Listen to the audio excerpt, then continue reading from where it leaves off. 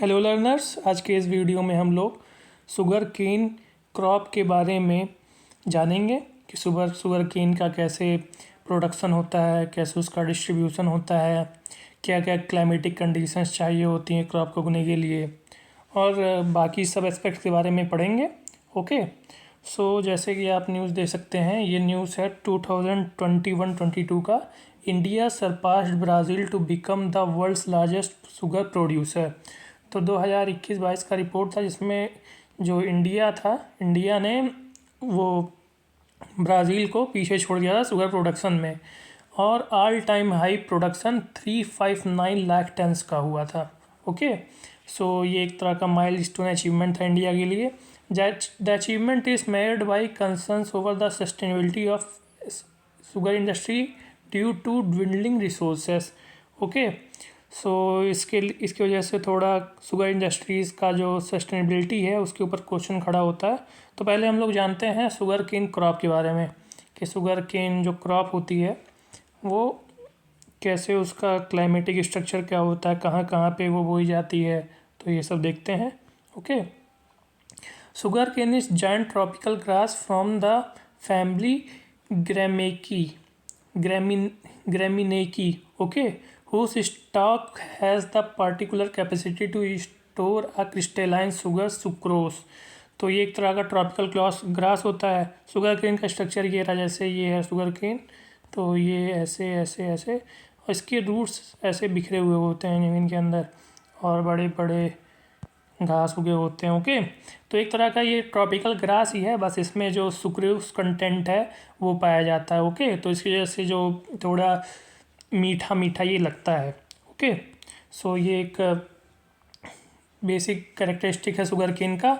It is main source of sugar, यहाँ पे sugar होना चाहिए था, वो थोड़ा स्प्रिंट हो गया है। Okay, top sugar cane producing state जो हैं उत्तर प्रदेश, महाराष्ट्र, कर्नाटका, तमिलनाडु एंड बिहार। तो जो उत्तर प्रदेश है, महाराष्ट्र है, कर्नाटका है, तमिलनाडु है, बिहार है, वो top sugar cane producing states हैं। जिसमें जो आपका महाराष्ट्र होता है, महाराष्ट्र में सबसे ज़्यादा शुगर केन प्रोडक्शन होता है। ओके, महाराष्ट्र में, फिर आपके होता है उत्तर प्रदेश में, फिर होता है आपके कर्नाटका में, फिर होता है आपके तमिलनाडु में। ओके, सो ये सब है। फिर इसके बाद देखते हैं सूटेबल क्लाइमेटिक कंडीशंस कौन कौन से शुगर केन के लिए। क्लाइमेटिक कंडीशंस है, जैसे आपका जो टेम्परेचर होना चाहिए 21 to 27 डिग्री सेल्सियस होना चाहिए, और हॉट एंड ह्यूमिड क्लाइमेट होना चाहिए। तो जैसे जो हमारा यहाँ का रीजन है, उत्तर प्रदेश हो गया, पंजाब हो गया, तो ये सब रीजन है। फिर इसके बाद यहाँ पे थोड़ा सा पार्ट गुजरात का हो गया, महाराष्ट्र हो गया, तमिलनाडु हो गया, तो ये सब रीजन जो हैं हमारे यहाँ पे थोड़ा शुगर केन अच्छे से होता है, क्योंकि यहाँ पे ये कंडीशंस पाए जाते हैं। डीप रिच लोमी सॉइल चाहिए होता है प्रोडक्शन के लिए। ओके, अब देखते हैं कि शुगर केन का स्टेटस, इस सेक्टर का स्टेटस क्या रहा है, कि कितना शुगर केन कब कब हुआ है। ओके, तो देखिए जैसे 2013 से लेकर 2021 तक का रिपोर्ट है पूरा। ओके, सो ये जो शुगर केन का प्रोडक्शन है वो बढ़ा ही है, मतलब 243 लाख टन्स था, 0.6 लाख टन्स था, 355 लाख टन्स 2021-22 में आया। ओके, सो जो largest India has emerge as the largest producer of sugar cane in the world, surpassing Brazil during 2021-22। इसमें मैं एक चीज़ और बताना चाहूँगा कि ये जो मैंने रिपोर्ट लिया ये 2021-22 का है, पर अभी जो करंट सिनेरियो चल रहा है, करंट सिनेरियो में ये जो यानी कि 2022-23 में ये जो ब्राज़ील है, ब्राज़ील फिर से नंबर 1 पे आ गया है। ओके, ब्राज़ील जो है, ब्राज़ील अभी भी नंबर 1 पे है। दूसरे नंबर पे आपका इंडिया है। देखिए मैं वो बना देता हूँ किस सीरीज़ में है। पहले नंबर पे आपका आ जाता है ब्राज़ील। ओके, फिर आ जाता है आपका इंडिया सेकंड नंबर पे, फिर आता है आपका चाइना। ओके, फिर आता है आपका पाकिस्तान, फिर आपका आता है थाईलैंड। ओके, तो पहले नंबर पे आ गया आपका ब्राज़ील, दूसरे नंबर पे आ गया इंडिया, तीसरे नंबर पे आ गया चाइना, चौथे नंबर पे पाकिस्तान, पाँचवें नंबर पे थाईलैंड।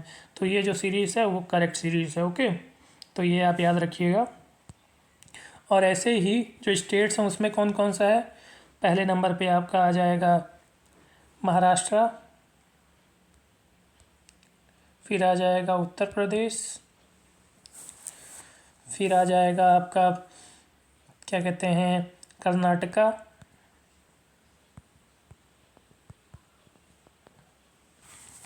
फिर आ जाएगा आपका तमिलनाडु, फिर आखिरी में आ जाएगा आपका बिहार। तो ये सीक्वेंस भी आप याद कर लीजिएगा, 1 2 3 4 5। तो ये सीक्वेंस ही रहेगा। सो ये थोड़ा डेटा पुराना हो गया तो इसको आप चेंज कर लीजिएगा। ओके, आगे चलते हैं हम लोग। Largest sugar cane producer India है इमर्ज्ड, तो ये जो डेटा है वो गलत है।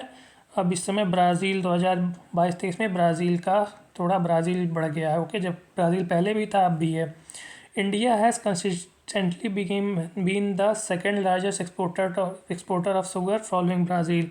तो शुगर एक्सपोर्टर के मामले में सेकेंड नंबर पे आता है, ये सही डेटा है। ओके, तो आगे चलते हैं। The excess sugar production in India can be attributed to several factors। पहला तो डोमेस्टिक डिमांड, इंडिया में शुगर का कंजप्शन बहुत हाई होता है क्योंकि यहाँ की पॉपुलेशन भी बहुत बड़ी है। तो एक तरीके से डोमेस्टिक डिमांड की वजह से प्रोडक्शन बहुत ज़्यादा किया जाता है। ओके, दूसरा आपका आ जाता है क्या कहते हैं fair and remunerative prices scheme. जो यहाँ पे FRP स्कीम है उसके वजह से जो शुगर मिल्स हैं फार्मर्स को मिनिमम प्राइस जो देते हैं वो काफ़ी अच्छा देते हैं, जिसकी वजह से जो फार्मर्स हैं उनको क्या कहते हैं थोड़ा मोटिवेशन मिलता है शुगर केन क्रॉप्स को बोने के लिए। This policy ensure that the farmers receive fair profits for their crops, making sugar cane cultivation an attractive and profitable option for them. जो ये पॉलिसी है उस जो फार्मर्स को अच्छा खासा प्रॉफिट देती है उसने क्रॉप्स के लिए। ओके, तो जो फार्मर्स हैं वो ज़्यादा से ज़्यादा कल्टीवेशन करते हैं शुगर केन का। फिर इसके बाद स्टेट गवर्नमेंट सब्सिडीज़, जो गन्ने के ऊपर स्टेट गवर्नमेंट्स होती हैं सब्सिडीज़ भी देती हैं। ओके, तो एक्सपोर्ट्स बहुत ज़्यादा रहा है। 2021-22 में लगभग 110 लाख टन शुगर का एक्सपोर्ट्स रहा है। तो ये देख सकते हैं। Determining prices for sugar cane, central government fair and remunerative price. जो FRP की बात की थी हमने कि FRP की वजह से जो किसान हैं उनको अच्छा खासा प्रॉफिट होता है। तो जो प्राइस डिसाइड करती है शुगर केन का वो FRP करती है। FRP fair and remunerative price. The central government sets the fair and remunerative price for sugar cane. The FRP is recommended by the Commission for Agriculture Cost and Prices (CACP) and approved by Cabinet Committee of Economic Affairs. The FRP is based on the recommendations of Rangarajan Committee report on reorganizing the sugar industry. तो ये है state government कैसे price decide करती है, state advised prices SAP। Okay, तो SAP the state government of की sugar cane producing state announces the state advised prices. SAP is generally higher than the FRP set by the central government। तो FRP से किसानों को और फ़ायदा होता है क्योंकि FRP जो होता है वो शुगर केन के प्राइसेस को जो क्या कहते हैं SAP ज़्यादा फ़ायदा होता है क्योंकि FRP से ज़्यादा वो SAP देता है। ओके, फिर क्या है जो शुगर केन प्रोडक्शन है उसको इंक्रीज़ करने की वजह से एडवांटेजेस क्या क्या हुए हैं। जो जनरेशन ऑफ बाई प्रोडक्ट्स है शुगर इंडस्ट्री से, शुगर प्रोडक्शन से जो बाई प्रोडक्ट्स निकलते हैं उसके कई सारे यूसेस होते हैं। जैसे उनका यूज़ होता है एथेनॉल में, पेपर बनाने में, बायो फर्टिलाइज़र बनाने में और कई सारे रिसोर्स की इफ़िशियंसी बढ़ाने में मदद करता है। दूसरा हो गया जो फ्यूल ब्लेंडिंग होती है एथेनॉल प्रोडक्शन, उसमें भी हेल्पफुल होता है। तीसरा गवर्नमेंट ब्लेंडिंग टारगेट्स, तो ये ब्लेंडिंग टारगेट्स उनको पूरा करने में मदद करता है। ओके, फिर इसके बाद इनकम का इंक्रीज़ होता है जिससे हमारा नेशनल इनकम भी बढ़ता है। ओके, आगे चलते हैं। क्रॉप इंटीग्रेशन डाइवर्सिफिकेशन भी होता है इससे, जिससे हमारे जो क्रॉप्स हैं उनका यील्ड बढ़ता है। ओके, और जो हमारे सॉइल पे जो प्रेशर होता है, अगर एक एक ही क्रॉप हमेशा बोते जाएंगे तो उससे जो सॉइल की फर्टिलिटी है वो कम होती है। तो हमेशा ही जो क्रॉपिंग करनी चाहिए वो बदल बदल के करनी चाहिए, तो ये इससे फ़ायदा होता है। अब गवर्नमेंट का इसमें क्या एफर्ट रहा है इसको वो करने में।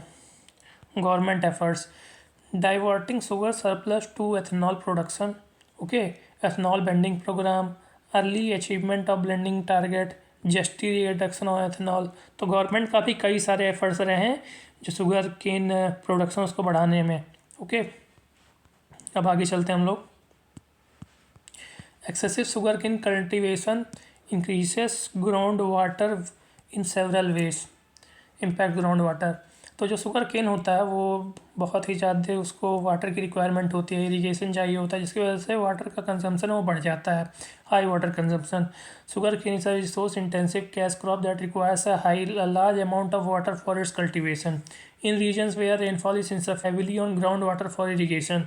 The top sugar cane in growing states in India face significantly water scarcity, okay. फिर होता है दूसरा आपका non rechargeable aquifers. much of the groundwater used for sugarcane cultivation is found in confined aquifers which are not easily recharged by rainfall।